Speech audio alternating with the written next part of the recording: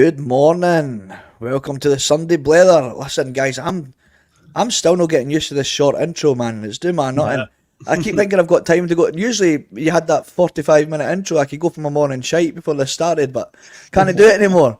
Proper panicking. As you can hear, my voice sounds horrendous this morning, as it does always, but it sounds even worse today. Throat's absolutely gone.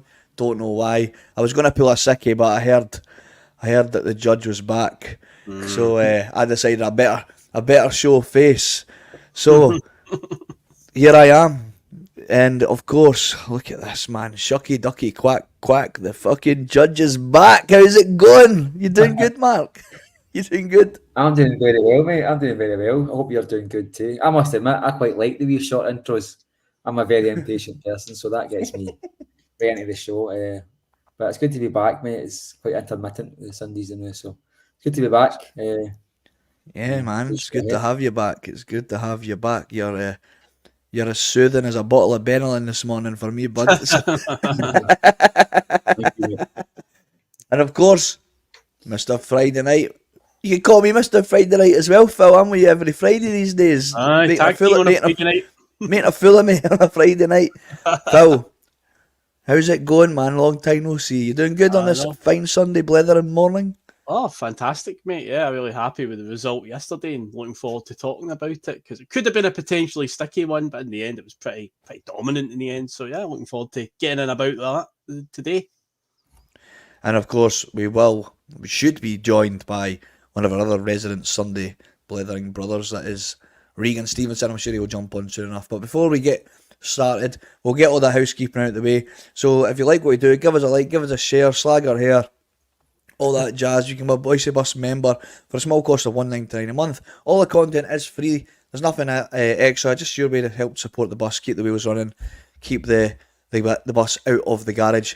And of course, you can get yourself some tasty pastry treats at piesports.com. There's plenty of options there, including, of course, your macaroni pies that we got into some heated debate. We had a discussion about that last week, macaroni pies. Yeah, you can get yourself one of them or one of their many other options, including all the vegetarian and vegan options, if that's your jam. Or the chili chicken, the salt and chili chicken curry ones seemingly are dynamite. I've had reviews in my work about them. So. Oh, mate, well, I'm going to have to get them tried, but let's get started. Of course, like you said, it was a comfortable 3-0 victory for the Hoops yesterday. Mark, I'm going to come to you first since I haven't managed to discuss Celtic with you for coming up 2 months, I think. What was your thoughts on the overall one, the spectacle that was, of course, at Ross County versus Celtic, and of the performance of the team?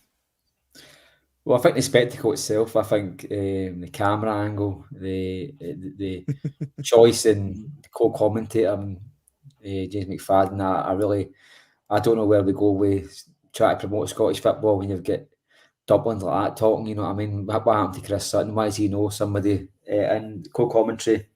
Or even Alan McCoy would do me and somebody with a wee bit of banter. That guy's just horrific just horrible to listen to. And I was watching the Ross County game on telly like everybody else, and the camera angle was terrible. I couldn't make out the other side of the pitch, and I thought to myself, surely there's some sort of scaffolding or a way of getting that camera above where it was. And I thought the investment's not there by Sky Sports because they're the ones who have the sponsorship and they're the ones that's got the deal. So it's up to them, I suppose, to try and provide a better spectacle for the viewers. I mean, folk are paying subscriptions and things like that, and I thought it was just dull, you know what I mean? I thought, and then you go into the actual football itself. I thought, as soon as you saw the lineup, you saw Bernardo and Turnbull in the middle of the park. You just went, right, that's going to be like slow football. You just knew it, you know what I mean? I don't think Turnbull works in any midfield. Well, he's in every connotation, and he just slows every game of football down.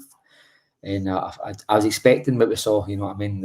But 3 points, them getting a player sent off, I think, made the game harder for Celtic because instead of having like maybe one big fella up the front to hit the ball up to and hold it up, they just sacrificed that guy and just played a 9 at the back. And it was a hard watch, and it was hard to break it down for Celtic, which kind of justifies having players on who can shoot for distance because when you're finding it hard to break that line, sometimes you need to hit 20, 25 yarders. And I think Celtic made something like 19 shots for outside the box yesterday.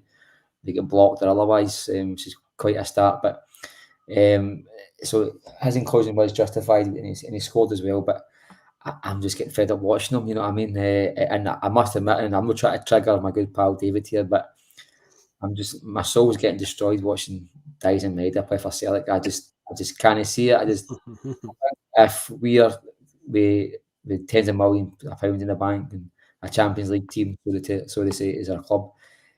If that's the level of football player we're going to be getting in, I think we're in for a long, hard few seasons in Europe, because that guy is just never near it. I think he works hard. He's probably a good outball. He's probably somebody that can do a job in Europe. We keep defences busy and you know what I mean, maybe get in behind him. But as soon as that ball lands at his feet, it's like kicking a balloon into it. It's just, I just don't see the footballing benefits of having the guy in the team. Brendan Rodgers does, and he's far more astute than me. But I just, every time I say him on the ball, I've got zero confidence in the guy at all. I think squad depth, Monday, Friday, I don't think about it too much. But see, as soon as I see that team line up every week, I look at that starting 11 and that bench, and I just think the summertime debacle when it comes to transfer dealings is just, it gets summed up for me when you see that team line up, because it's there in black and white, and you look at the bench and you've got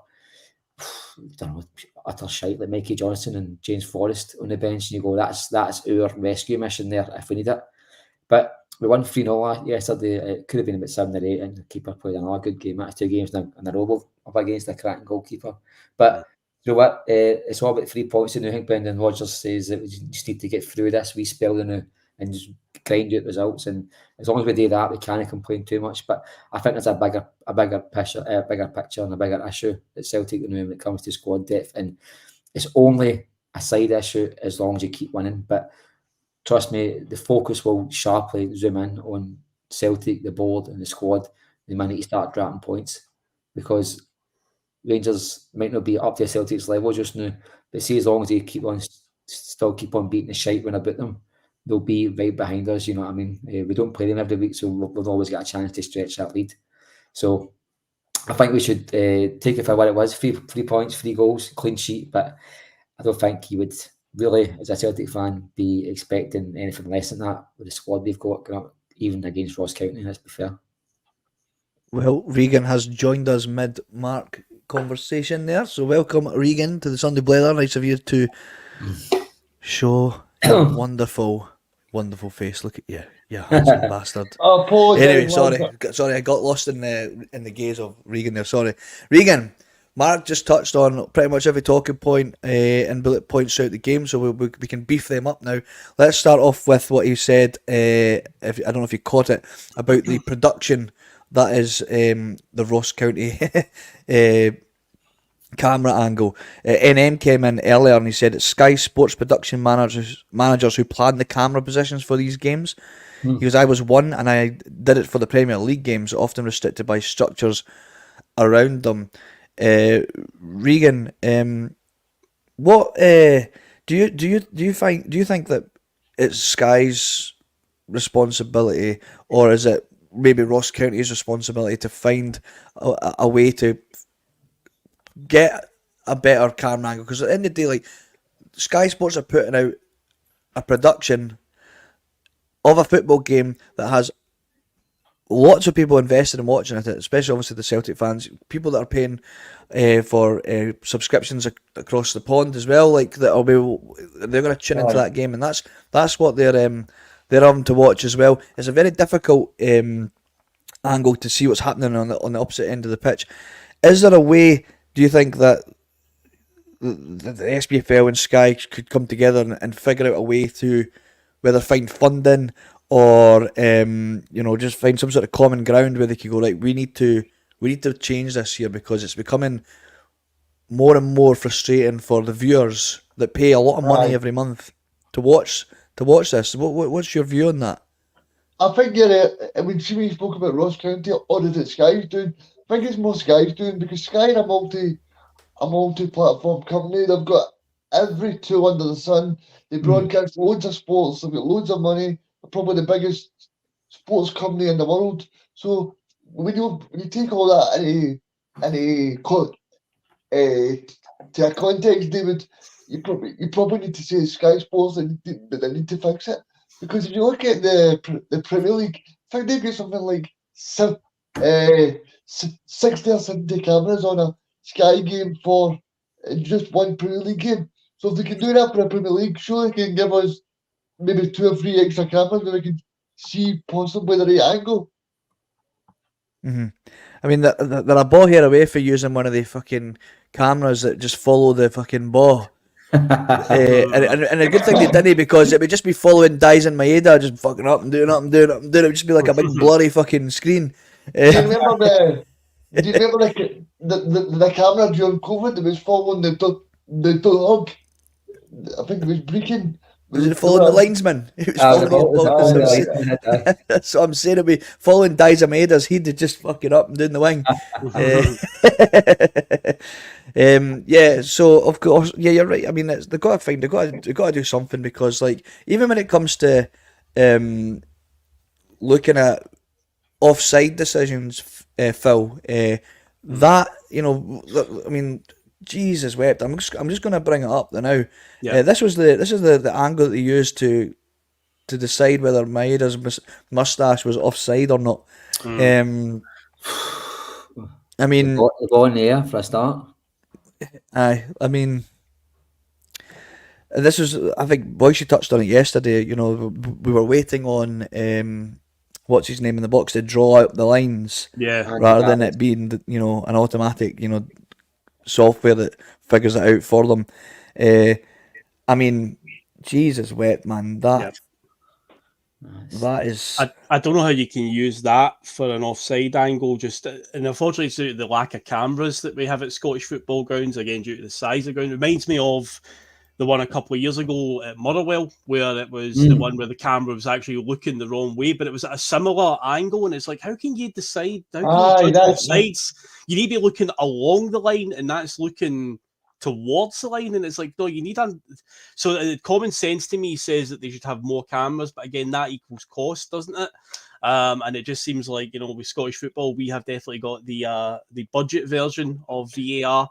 And yeah, when I saw that yesterday, and of course he pointed out in the Sky Sports studio about the frame that they've actually used is one frame too late, because it's after the ball's already left Bernardo's foot rather than as he's striking it.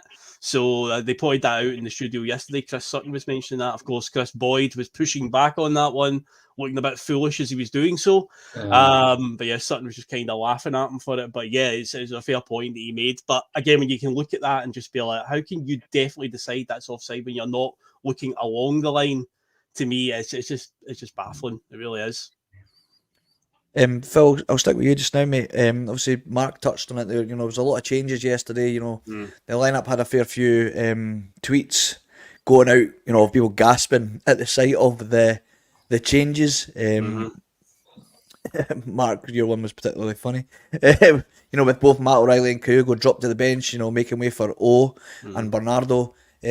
So how are we feeling about it after the result? You know, because I felt once again O kind of showed that potential to be the good option for Rodgers. You know, he was unlucky yesterday with, you know, the keeper had a ridiculously good game. He did actually. He had one of the best games. I always find he always seems to have a good game against us. I'm not an avid Ross County viewer, so I don't watch him week to week, but every time he seems to really step up against us. I'm not suggesting we go and sign him, by the way, but every time we seem to go up against him, he always seems to put in a really big performance. He's a big laddie, like he's massive. But he really kept them in the game. Like you said, it could have been a 6 or 7 yesterday, whether it was down to the red card or not, which we can get into discussion about. But yeah, I said, always really unlucky. Of course, he does find the back of the net. He also, which was obviously ruled offside, which we've just discussed.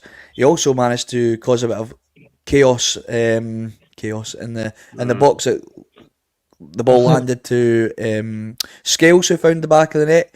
Wrongly for me, That one was a mistake. not a goal. I Pretty think we need much to on that at all. we Yeah. need to discuss that. I mean, what's the boy meant to do? Is he not allowed to jump for the ball? It's a contact sport. It's a physical know. game.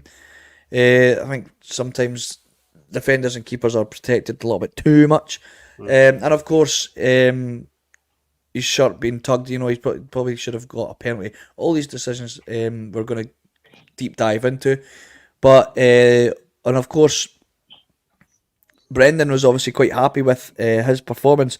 What Brendan said on it was, did really well. He's simplifying his game. Sometimes you can come in and try to force the game, which I think we've seen him do plenty of times. He does try to force the issue a bit too much, maybe for the name on the back of the shirt and maybe not necessarily on the front. But he played it simple today, set the game up well and worked very hard. It's all about the team. The guys came in and worked very hard. It's about contributing to the performance. Comes in and works really hard. I thought we could have used him a little bit more in the first half and went more central at times. The others who came in were steady and concentrated. So I think Rodgers was happy with what the changes that he made did for the team yesterday, Phil. But what was your initial view when you saw that lineup, and then how did you feel after the result? Well, initially, like most, I wasn't angry about it, but again, you're a bit confused because so far a lot of these players haven't shown enough that we're justified in saying it. It's something that we bring up a lot. The squad depth at Celtic still leaves a little bit to be desired. So when you see that many changes, it's a potentially sticky game up at Dingwall, you're like, oh no, this better no backfire on him. But as it turned out, we obviously the game being over, hindsight being a wonderful thing, it turned out pretty well. Yes, there was a red card early in the game, although the referee initially called it a yellow, but it was obviously turned into a red, rightfully so. I think we still would have dominated the West, because I think Ross County, I said before we came on air, before we scored the second goal, there was a point where I was watching it going, God, this game would get football cancelled. And it wasn't Celtic's fault. Celtic were just dominating play, and I just feel like that's the way Ross County were going to play with 11 men or 10 men. They were just going to sit with everybody behind the ball and just defend for their lives. And it's no coincidence that both of the first two goals had to come from outside the area, because we were struggling for a bit of space in behind at times. But yeah, in the end, obviously the boys have done pretty well. It was a pretty dominant display. But yeah, I mean, Ross County, as I say, they didn't show much desire to try and get anything out of the game, really. They just sat there and just let us just pass it around them. Joe Hart didn't have to do anything all game. But overall, you're talking with Brendan there with his comments on O as well. I thought O did have quite a good game. He's unlucky with obviously the goal decision, but he finished it really, really well. When you actually look at it, just really simple. As Brendan's talked about simplifying his game. He didn't thrash at it. He didn't do anything elaborate. He just made sure he got in the end it, stuck it in the net. But yeah, just a unlucky, bizarre VAR decision with an angle where I don't think it's very conclusive. If that goes our way, of course, then he has got a goal. But no, I think he did fine when he came on, or when he started, he did all right. Yeah, it is there. Mental. But not overall. Yeah, it was in the end. And funny enough, one of the ones we talked about on Friday night that went a bit under the radar, I mentioned about Alistair Johnson's forum, said, would you throw Ralston in there? And Ralston did get thrown in there. But again, he did okay. He did fine. I was worried about him with the lack of game time. I always feel Ralston needs a few games to get up to speed. But again, he came in and looked all right, and all the guys did come in. So it's a case of now, and I said it on Friday night, when these guys do get a chance, it can't be a flash in the pan. They need to keep it consistent now. When they get their next chance, they need to keep that going. They say home and all that. They all played pretty well yesterday for the most part. So it's now a case of got to capitalise on that and keep building, keep on, improving every time they get a chance. Yeah, one particular player who is very topical at the minute, Mark, and that is Mr. David Turnbull. And I asked the question, Mark, is David Turnbull the hero that we need, but he's not the hero that we deserve right now? And what I mean by that is, we need, I think as a fan base, we feel we deserve some sort of superstar that's like, he's going to be like on his game, every game, smashing in goals. But sometimes that's maybe not what we can't get that. And we've not got it right now, so maybe David Turnbull's the hero that we just need. That guy that can come in and kind of fill that Rio Hatate-shaped hole in the midfield. And is he going to be the guy up until Hatate finds his way back in the team? Or, after, that's another goal, another good goal from distance yesterday. We've seen it on midweek as well. Is David Turnbull the hero that we need right this second? I'd rather Captain Planet than him, mate, to be honest with you. I think he's fucking... He's... What he has got in his game is he'll shoot for 30 yards, and he's like Ryan Christie, he'll shoot for 30, 40 yards, and normally it does go 30, 40 yards wide. But he has got a wee knacker sometimes to hit the back of the net. I think footballing-wise, he's too slow. I think the position he plays in the team is far too important to how Celtic move the ball about in the rhythm in which they play. And see, when he's on the ball, mate, it's just the wingers, they are having to take a second, double take before the run, try and beat that offside trap. Carl McGregor's moving a bit slower next to him, however he's playing next to O'Reilly and him together doesn't work, and Bernardo and him doesn't work. The person next to him's having to slow their game up as well, you know what I mean? And he just doesn't do anything fluently. It's like 2-3 touches, does a wee spin, and plays the ball probably out left. And that's what he does constantly. And it's a bit a hard question there, because I get accused of being negative there, but I think the crux of the matter is, if David Turnbull is the standard of player that Celtic need, then we're in for trouble, because Celtic we're in for trouble. I know what you're saying. Is he just one of the players that doesn't get recognition because he's not a star player, or maybe because he's Scottish? Sometimes that goes against players. I think when you're Scottish playing for Celtic, you have to work that a bit harder.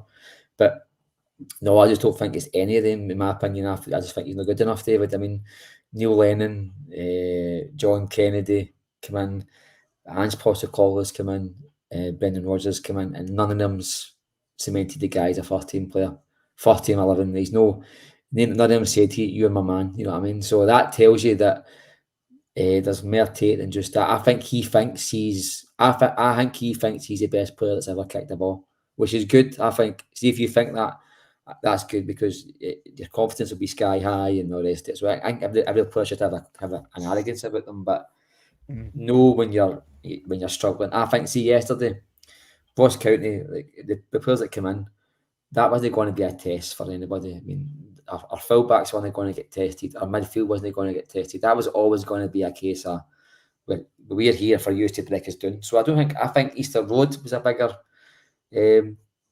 judge certain players' credentials at Celtic, you know what I mean? And it's a hard place to go to, a big, massive, decent sized pitch.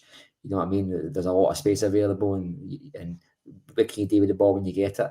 And that's when you find players out, you know what I mean? And I don't really know what David Turnbull's done to deserve like folk put his name forward for Champions League starters. And if he had a big match tomorrow, play him and choose all you want, because the game doesn't matter. We're already out. But if he had a big match tomorrow, and it was against Rangers or maybe Pataudry. In fact, even yesterday, this was Ross County away. I mean, come on. We're supposed to be an elite club, and there was folk still worried sick when they seen that lineup. That's all you need to know, David, as a Celtic fan. Is that crossed my mind yesterday, Mark. That crossed my mind. If this was a second string or 6 changes that were just at Celtic's level, but no first team starters, you'd be got to Ross County wanting to blow them away.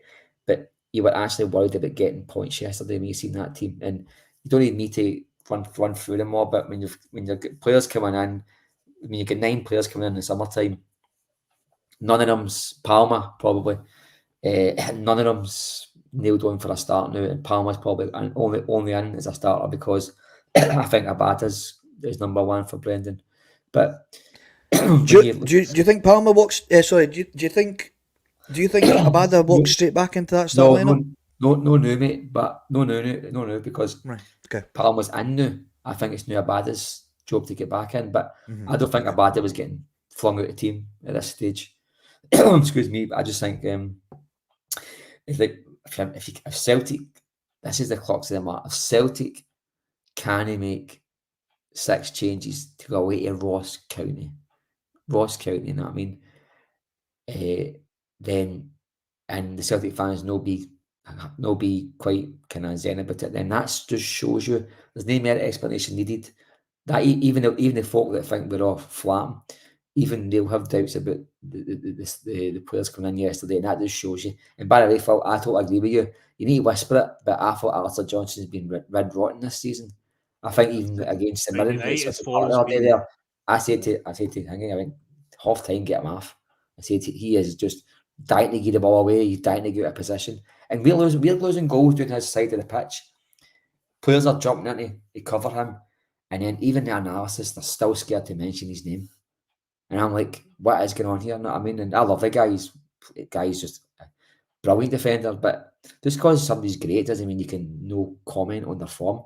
I think, to be quite honest with you, I think Callum McGregor fits into that mould. I know. I think he's always in the wee pockets. He picks up spaces and all the rest of it. But it's either his position he's playing just now that makes him ineffective, or he's no in form. I don't know what it is, but he's just no the Callum McGregor I've saw the last 2 seasons. Unless I'm being hypercritical, I don't know. But it's just my view. I'm going to go back to Turnbull, Regan. This was Chris Sutton's words, comments on David Turnbull. He said, "No fingers in the ears today. It's simply about David Turnbull doing his talking on the pitch. We know he has a brilliant strike on him. Eventually, if you give him time and space around the edge of the box, he can do that to any opposition. But it's about raising his level of performance, game in and game out. Then giving Brendan Rodgers, when everybody is fit, food for thought." Yeah.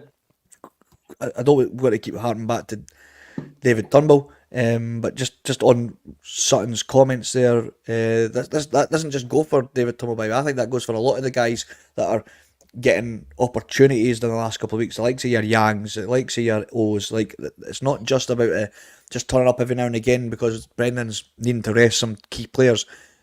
These guys have to raise their game every time.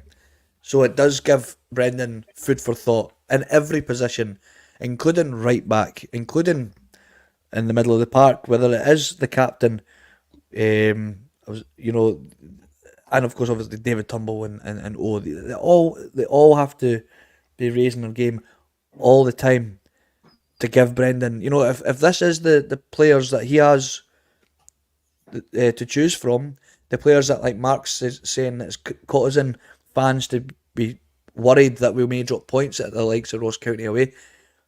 Well, these guys are going to have to show that, Brendan, no, we are the right group of players, and there is no need for concerns, Regan. I think there's been these sort of not being happy with the squad for the very first game of the season. But what you have to say, David, is Brendan is navigated the first 10, 11 games very, very well. I mean, you look at all the fixtures we've been to. We've been to Ibrox, we've been to Aberdeen, we've been to Hibs, we've been to Hearts, we've been to Motherwell, we've been away to the Tony Macaroon Arena, we've been away to Ross County, who it's always a very tough game up there. I think sometimes we just need to put it in a bit of perspective as well. Because for me, I think we've done very well this season. I know the one game was the one at Easter Road, but I'm going to excuse the players of a wee hangover in Europe now. So when I look back at that, we just were at it, and I'm thinking, what could be the possible reason? And for me, the possible reason was that we played Maeda for the full 90 minutes against Atletico Madrid, and then we play him again on the Saturday. Same with Matt O'Reilly, same with all those players. I mean, that tells you because Brendan does that. He's not able to trust. He wasn't able to trust his players at that point. But I think in terms of Ross County yesterday, I think Brendan goes, this is where I'm going to put trust in my second 11 to try and bring something for me. Because if I can't trust him against Ross County, who am I going to be able to trust him against? It's one of the aspects, David. I think on David Turnbull, Matt was being a bit critical of him. I know he did slow the game down, David, right? But I mean, you need to say the last 2 games, I think he really stepped up. He scored 2 very important goals at a time where we probably are going to go into the break 0-0. David Turnbull stepped up, scored the goal, and he scored a very important goal against St Mirren in Celtic Park. I think when David Turnbull has been brought in, he's stepped up. So I think from Brendan's point of view, I don't think he'll be a first 11 player. But what I think he is, he's a very good option if you want to play against the bottom 6 teams. he's shown that he can definitely do. And especially at Celtic Park, when Celtic are creating a lot of chances, he can be one guy that can shoot from out the box or play a good pass. I know he's going to slow the game down, but if you look at it at Celtic Park as well, Celtic Park, you're going to dominate the ball. All these teams are penned in. I think David Turnbull is a great example of a player that we could definitely use. And I know that Matt O'Reilly Wednesday played yesterday. I was pretty glad he Wednesday played because I think he's been playing too much this season. I think he's probably season strong left him, and I think he's the one guy that we look to create something. So I was glad that Brendan changed it up because I don't want Matt O'Reilly to get too tired too early on in the season. But I'm pretty happy, David. 10 games in, 8 points clear. You know, I'm just really happy with Brendan, what he's done so far. I'm looking forward to January, see how it goes. I think we'll beat Aberdeen next Sunday, so I'm pretty happy, David. Well, Regan's touching it there. We're still undefeated domestically, with a lot of chopping and changing going about. Whose news is saying maybe it's just taking Brendan time to work out the most effective squad rotation. Totally true. I mean, are we overly concerned about the squad depth, etc., when we're still, we're chopping and changing and we're still walking away with results? I think if we looked at the beginning of the season, we would be more than happy with the points accumulated and the results so far. I mean, it is obviously, as fan base, we're always looking to improve, we're always wanting better, but are we being overly concerned about the lack of quality, or is it just a case of, it's been mentioned before, look, maybe it's just a lack of game time, maybe it's a lack of opportunities, Brendan's just not quite given some of these players yet? Because we've seen the glimpses in Home, we've seen glimpses in Yang, to That's suggest not a squad, back, David. That's not a Celtic squad. Sorry. Listen, I was asking, hey, I was asking Phil. I was asking Phil. I've had enough of you. Oh my God, man. I'll come back to you, Mark, don't worry. No, it's fine. Name it on it. Sorry. Name it on it. On the likes of Yang and Home. Sorry? On No, you come back to me. That's Phil, mate. Okay, Phil. Answer my question, please. Just about the squad depth in general. Is that Yes. was right? I just again, it's in terms of like the opportunities so far, but maybe it is something like that. But again, it goes back to what I just said earlier on. This is where they've got to push on. It's all well and good having one decent performance, but it needs to be consistent. You can't just live off of one performance. So that's what we need to see more of. Regan said earlier on about looking forward to January. I'm still, I don't know. I'd like to look forward to January, and I'd like to think that there is moves getting made, but I've given up trying to guess what's going to happen next. It's like, you know what? I'm not going to get too excited or get too far ahead of myself. We can all see that we definitely need some extra additions here and there. There's no doubt about it. Yes. There's a wee element of Ange's first season, that first half, where we had to just get through to January. And there was moves made, obviously. There were guys that he was waiting to get. And I really hope that Brendan does have something up his sleeve and he is working on something. But it does feel like over the next, month, we've got, a pretty rammed schedule coming up with the Christmas time. Luckily, though, and as Regan pointed out there, we've beaten all the hard games already. And the next set of 10 games, our away ones, we've obviously played Ross County away. We'll have to go to Kilmarnock. We have to go to Dundee, and we have to go to St Mirren. That's our 4 away games, because we had 4 home games, 7 away games or something like that in the first 11. And it's like, so now it'll be the opposite. So it's like, that's our 4 away games, everybody else at home. So even though it's going to be a busy schedule, we should still have more than enough to be coming away with all the points in those games as well. And obviously, the chasing pack now have to go to all of the grounds as well. So we'll see how they cope with it. But so far, so good. 12 games in, and we have went to, I'd say, all the hardest away grounds and have came away unscathed, really. So just about getting to January now, and there has to be some quality additions. With Brendan saying that the other week as well, he obviously, I know actions speak louder than words, but he did say something in an interview through the week about that. And I think I said in the group chat, I went, that statement started really well, but then midway through it, he threw in the caveat of, well, January's a really hard month to do business. So it's like, I was getting the courage that I was reading it, and then I went, oh, wait, he's threw in that line, so I don't want to get too excited. But honestly, please prove us wrong. Please, I want to see, some additions made.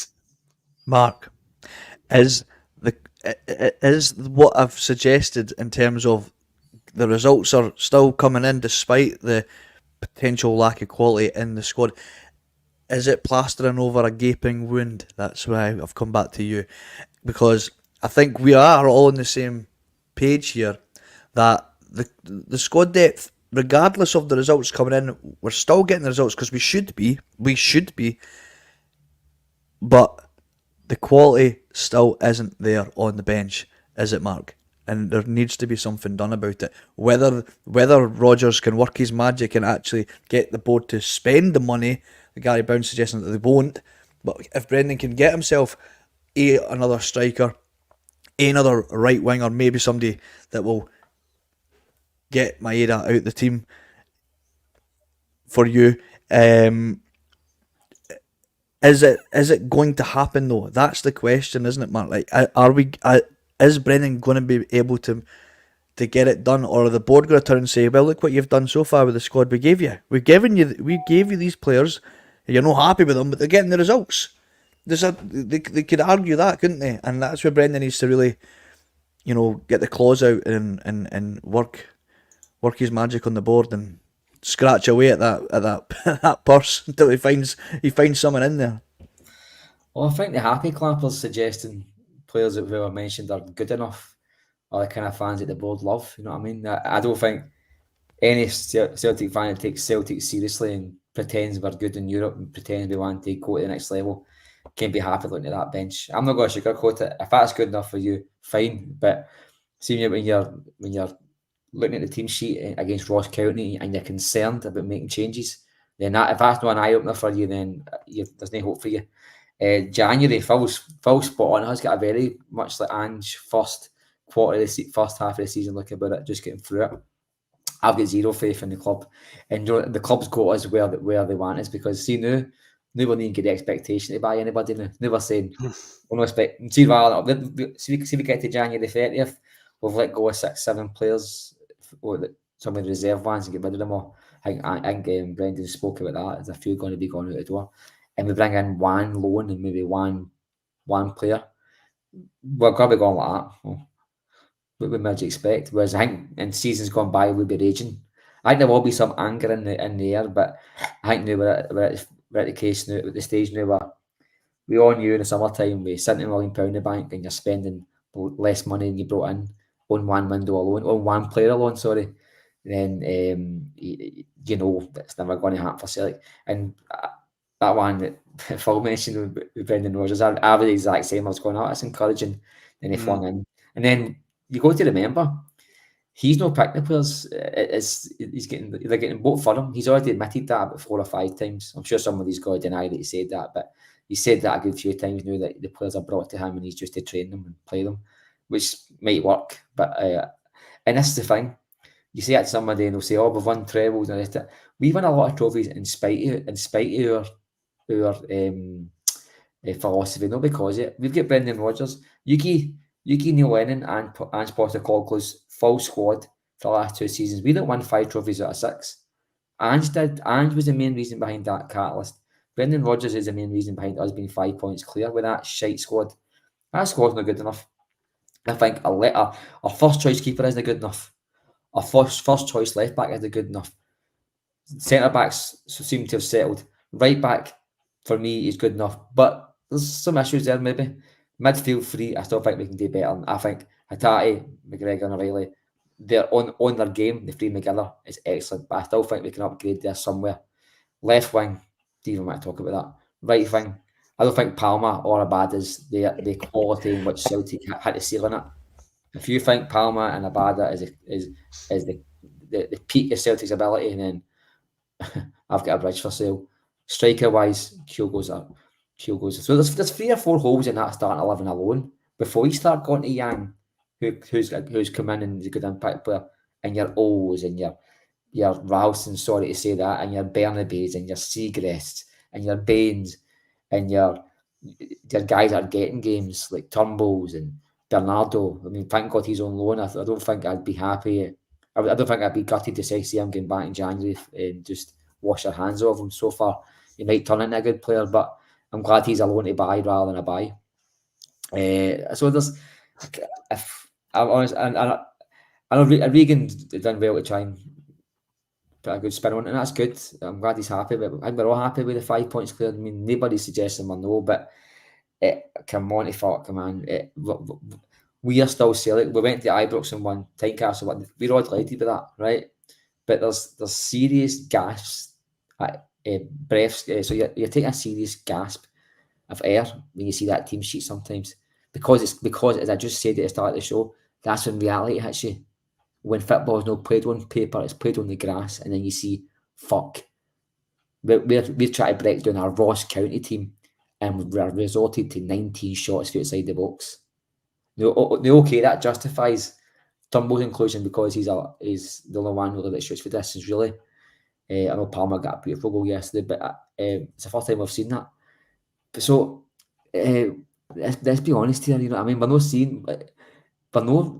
not destroying teams. We're just doing the Brendan Rodgers professional job, and I'm happy to say this all season. As long as we win this league, I don't really care. But let's not pretend that there's cracks being papered up here. Of course there is.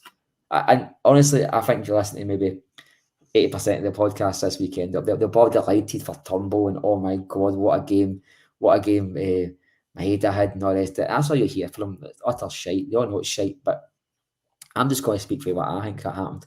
I think yesterday we're playing against a League 2 level opposition in England, maybe League 1 if you're lucky, and we made 6 changes and we all nearly died off with shock when we seen it. If that was players who were of quality coming in to replace them, you wouldn't have cared.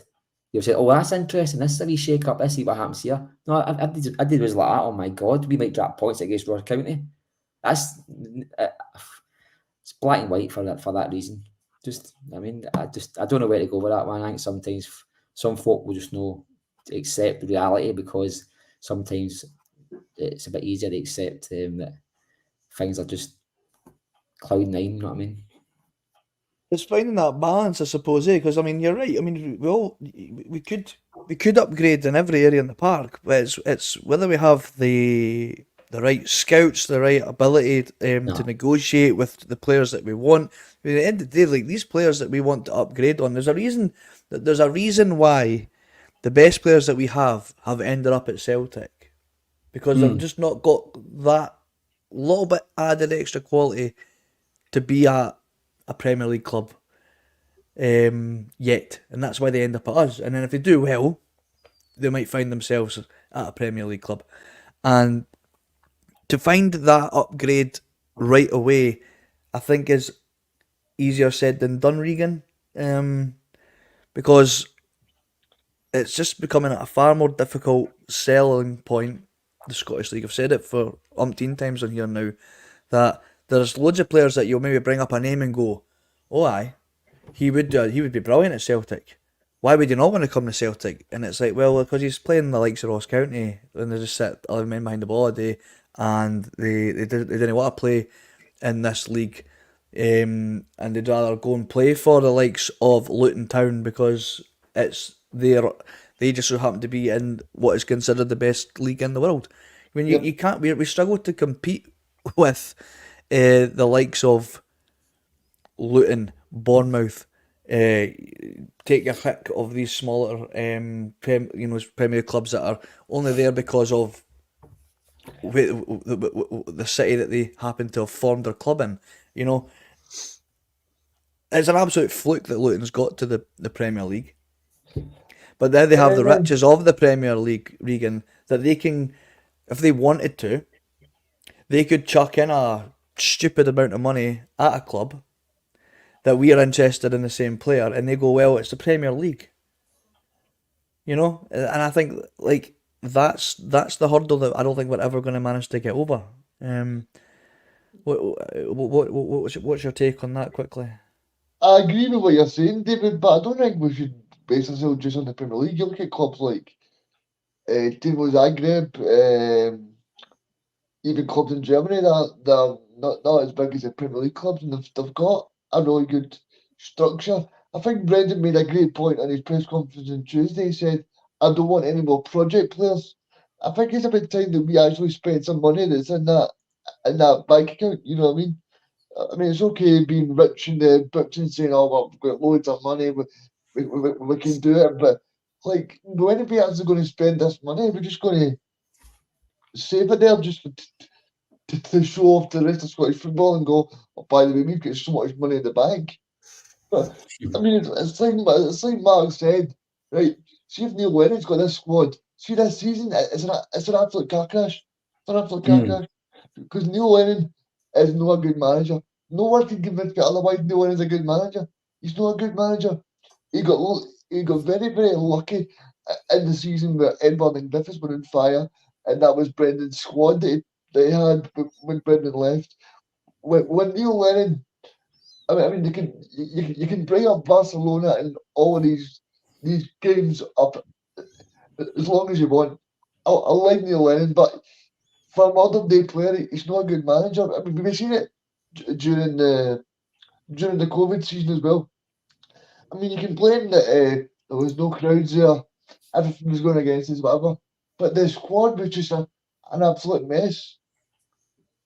Do you think that season, Regan, clouds people's judgment on Lennon's achievements as manager? Because I think you're being quite harsh there. Eh? I think he's done. Do you not think so? Do you not think he's not? Six seasons with Rangers. He won. Rogers only played Rangers a few times. We won the league with the least points ever under Neil Lennon. We put Rangers in it. The least points ever to win a league is under Lennon with Van Dijk and all the rest of it. Like, he's a good manager. He's no Celtic level. Let's get that thing right. David, you look at the league that when Celtic play Edward and Griffiths up there, they were absolutely on fire. Who made that decision? Who made that decision? Neil Lennon, yes. I understand that, David. but what did Neil Lennon tell him to go and do? He just told him to go and do their own thing. And this is what I mean. Just go do your thing, lads. For the modern day player, I'm just saying, for the modern day player, I don't think Neil Lennon suits a modern day player, because you look at like what has Neil Lennon done from Celtic? I mean, they're talking about possibly going to St Johnstone, and who's going to be the St Johnstone manager? Craig Levine.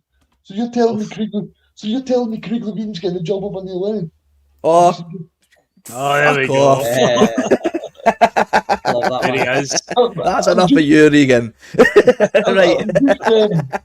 I'm just playing devil's advocate here, because I'm just saying, see if we had a worse manager than Brendan Rodgers, we definitely are not 8 points clear.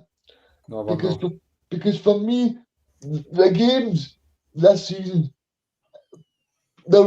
I think even the Rangers game, we didn't look that great in that game, but Brendan Rodgers found a way.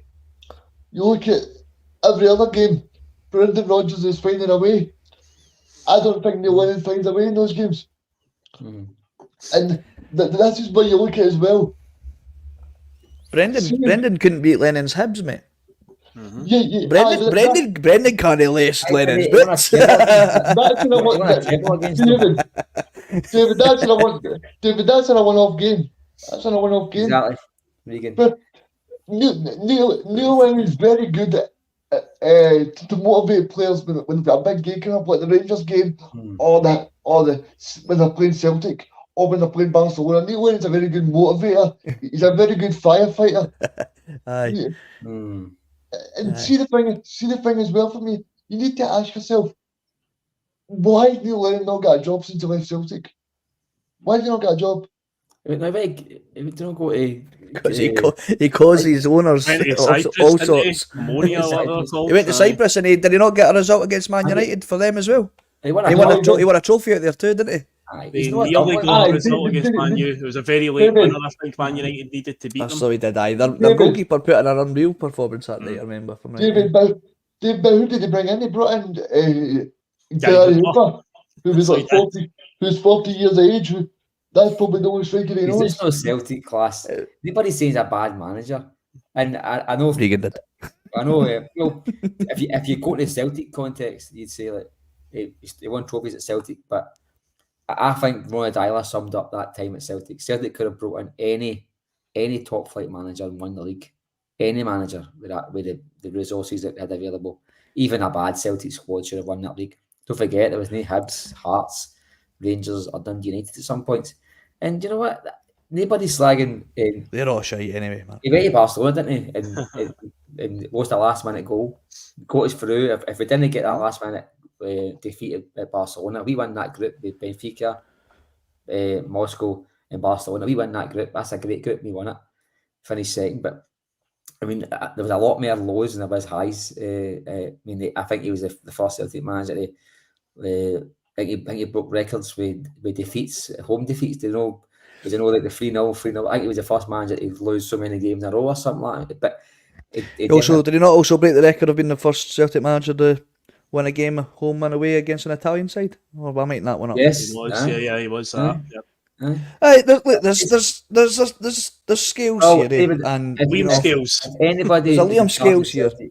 If any fan was in charge of Celtic tomorrow, and Brendan Rodgers walked out and they would replace him with Neil Lennon, then I don't think they're Celtic fans because he's no Celtic level. Oh, nobody's saying. Well, that's what Dave Regan's saying. If you put Neil Lennon in charge of Celtic, I didn't think I was 5 points clear in this league with that squad.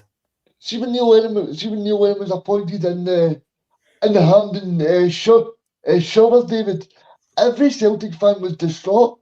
We just won the treble. No, because I don't think anybody wanted to bring Lennon back, but I wouldn't want to suggest that he was a poor manager in charge of us. And he got some. Let's remember that he topped. Did we not top that Europa League group? With that, I'm not saying he's a poor manager. What I'm saying is, what this squad of players would Neil Lennon get every ounce of those players? I don't think so. No. Well, I know, Regan. I know you're not saying that, but I'm trying to suggest that you are to create content. So, right. Before, I know it's worked. Dave, I stirred the bait, man. I fucking Sunday Blether is back. We're fit. We're back. We're cooking. Right. Anyway, before we go, right, there's one more topic of discussion, which it has to be brought up, right, and it's called Spot the Difference. All right. Spot the difference. Now be clean, all right? Don't be doing anything. Okay, so here's the first image. Yes. All right. Here's the second image. Yes. Just in case you missed it, here's the first image. And here's the second image. Now, Phil. Spot the difference, mate. What's the difference? Because I don't see any. I don't see any. I'd like to guess the answer, please. So one of them was given as a penalty, and one of them wasn't, I believe, is the answer. Correct. That is the difference. Now, why is that? Why is calling the shot on the player? That's what the difference is. Okay, right. We'll move on to the next question. This is a much easier quiz than that one that you did on Friday night, you bastard. Right, why is our games being managed differently, or refereed differently? We look at that. We look at the shirt pull. We look at the offside, which, I mean, come on, I'm still on the fence with that one. I mean, this seems to be happening time and time again. I mean, even the red card decision. Now that took an age for the referee to go and have a look at, to find that Yang's ankle was away back in Korea while he was still playing it in Dingwall. Now, it took an age for that decision to be made. Now, that doesn't take an age if that's a certain other shirt colour that's getting his ankle snapped in half.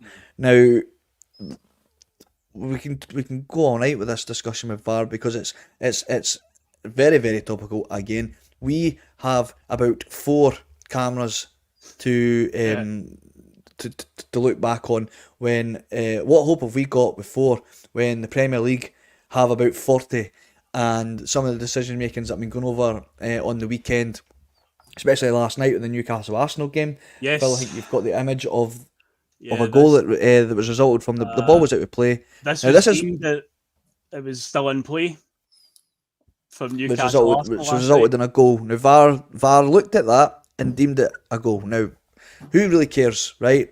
I get that. However, this is the top league in our country and arguably the world. And that is decision making that's been made now. The week before, or it might have been 2 weeks before, Newcastle managed to get a draw at Wolves, and there was an horrendous decision. There was a horrendous decision made. Now, because of how poor that decision was, which isn't the first time it's happened now, I think this is the third referee to find himself demoted from the top league in the English League and dropped into the Championship because of poor refereeing performances. Wolves boss Gary O'Neill has urged the PGMOL to improve the standard of refereeing in the wake of last Saturday's howler. So Taylor is the third referee to be demoted to the Championship this season after making an incorrect decision against Wolves. So a poor decision's been made.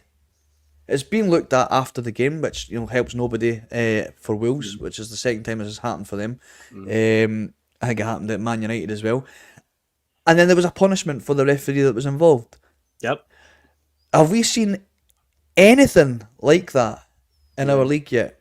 Well, I've heard the expression with people that can fall up the way somehow. It seems like in Scotland that's what happens. These referees get it wrong, but yet they seem to fall up the way rather than down the way. It's bizarre. It's truly, truly bizarre.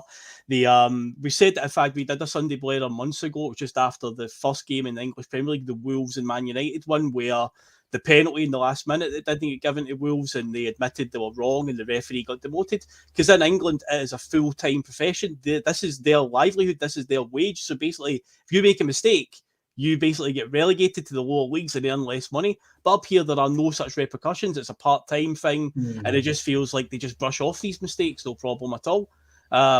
Bad decisions, bad performances. But again, another thing that keeps getting hammered is Celtic won the game yesterday, right? And there was also a few dubious decisions against us. This is when Celtic should be saying something about it, because I worry that a day will come that we will lose a game where there will be a bad decision, and that's when Celtic will speak up, and exactly what the narrative will be, David, what will get pushed when we eventually speak up in a game that we drop points. We should be doing it now. Celtic should be asking questions about, we want to hear the audio, what was said with that shot pull yesterday, what was the audio over the offside decision, but they don't. They just take it, we won the game, just move on to the next one. That's what we need to be pushing these fines, because a day will come where we will lose a game and there will be a dubious decision, and that's when we will pipe up, and what the media are going to say, mate. You know exactly what's coming. David, did you see the Aberdeen game yesterday? No, I did not, mate. I didn't get a chance to watch it, no. So Aberdeen letting a goal. But so all of the opposition players are celebrating, thinking they've scored, and then they're drawing lines for I'm talking about 6 or 7 minutes. Trying to find. Did you see it, Mark? Did you see it? I did see the actual incident, mate. I didn't realise it was as long as that, though. So they've drew the line, but the head manager's raging because, from his point of view, it looks onside, but when they've from where they've drew the lines, it looks so. It just depends where they're drawing the lines. Like I don't really know where they're drawing these lines. On you go, Mark. Sorry. No, I was just saying etch-a-sketch. But listen, Phil's right. But do you know, there was Andrew Dallas. He was deemed no good enough for the top league. Don't forget, and he was in charge of VAR, not just behind the scenes. I think he's one of the delegates or something. Just shows he was involved in it for day one. His dad just happened to be the representative for FIFA, funny enough, but or UEFA. But see, that's a penalty. If that's a penalty, that's a penalty. So there's no arguments there. But it's taking too long, and Rangers are getting ref to different standards for Celtic. But it's not even that. It's like referees are now scared to make decisions. I mean, how many times have we seen? I mean, we're getting goals that are getting chopped off, or we're getting goals chopped off that are getting rescinded, and then we're getting all these things that happen after the fact, and you're going, the referees are either too dumb to see what's happening in front of their face. Like that red card, that was 5 feet away from the referee. That was a red card all day long. On another pitch, he snapped his leg, right? Luckily, the grass was soft yesterday and he's got away with it. And I think they're just scared to make decisions, some of them. Even the bad ones are hesitant to make decisions because they'll say to themselves, I would rather VAR get involved here than me say black's white and then get told no. Because as you said, Phil said that they get relegated. See if I was a referee in England, I would just let VAR interrupt all the time. See a goal, an offside, I just let it run. And I'd rather be told after the event than get it wrong in the first instance, you know what I mean? Because there's, but in Scotland, they're telling us there's not enough referees. I think that's a good point you made, Mark.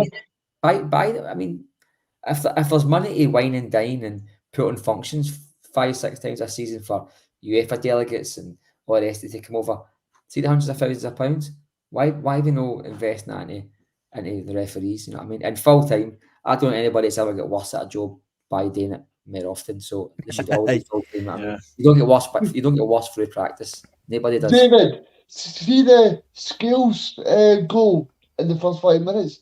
Yes. See if that was a goal to win Celtic any time winner, and we didn't score that goal. There should be absolute uproar because that is a certain goal. I mean, how they can even justify it not to be a goal is Regan, just again for context, that was deemed a shove, right? See the picture I brought up of the Newcastle goal. There was also a shove on, I think, Saliba right on the line, and it's a proper shove. And that was referees in different countries are refereeing the game differently, and it's the same game we're all playing. Why and is the it audio so different? Remember the audio in England? Was it last month? The audio for the Tottenham Liverpool game? I know. That you could do a whole show on that. See Scotland, but Scotland had a goal chopped off against Spain, right? And Scotland this is the funny thing. Scotland put a statement in. This is like Rangers doing it to them. Put a statement out demanding answers, but they said on the statement that we're not asking for audio because they're scared that Celtic could come back and say to them, "Do you know what? Well, you asked for audio when you thought something was against you, so we want audio to find out why John Beaton's doing this and all the rest of it." I think there's always going to be this cloud air referees in Scotland seats, where we've got Masons in charge, where we've got people who are sending WhatsApp messages slagging Catholics and all the rest of it. Well, these folk are always in charge. There's always going to be folk not trusting the referees. We need to get audios because we thought video would make it better for us. It's just found new ways to make injustices for Celtic. New ways. I think it's overcomplicated it, Mark. I think it's overcomplicated it. Yeah, because it's created that doubt. It's created that doubt. I don't know. Like I feel VAR has a place. We just either our game's not ready for it, or we haven't adjusted it to suit our game. I don't know if it's a case of maybe the captain's allowed to have 3 words in the ear of the ref and go, "I want you to check that," and if it's wrong, we lose. It's like a strike against it. You only got 2 left. And if you get it right, then you get to keep it. Yeah. But then again, you could also, I suppose, you could argue, well, there'd be far too many.